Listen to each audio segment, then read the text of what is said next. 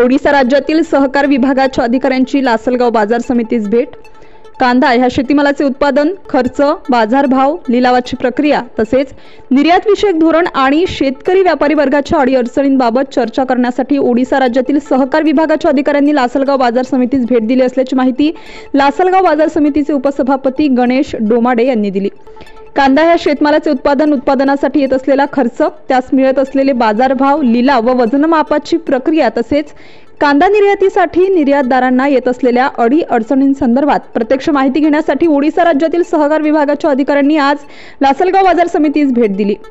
सदर भेटीच्या वेळी आलेल्या अधिकारी वर्गाने बाजार समितीत चालू असलेल्या लिलाव प्रक्रियेची पाहणी करून तेथे कांदा विक्रीस आलेल्या शेतकरी वर्गाशी कांदा आवक व बाजारभावाबाबत चर्चा करून त्यांचे प्रश्न व मागण्या जाणून घेतल्या। तसेच बाजार समितीच्या कार्यालयास भेट देऊन तेथे उपस्थित असलेल्या व्यापारी प्रतिनिधी व बाजार समितीच्या सदस्य मंडळाकडून मागील 5 वर्षात झालेल्या कांदा आवक, बाजारभाव, निर्यातीची तसेच बाजार समितीच्या कामकाजाविषयी माहिती घेऊन त्यांच्या अडीअडचणी जाणून घेतल्या।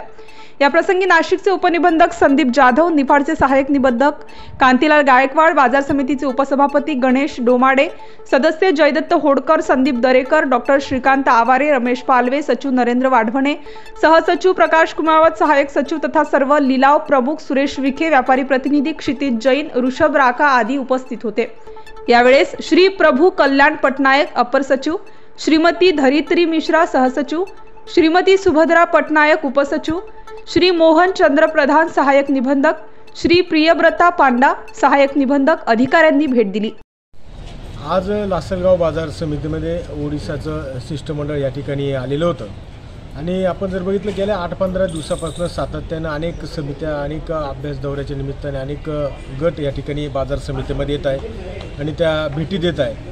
मागील सप्ताहामध्ये सुद्धा आपण या ठिकाणी बघितलं की शेतकरी कल्याण मंत्रालयाच्या, कृषी कल्याण मंत्रालयाच्या वतीने सुद्धा एक शिष्टमंडळ या ठिकाणी आलं होतं।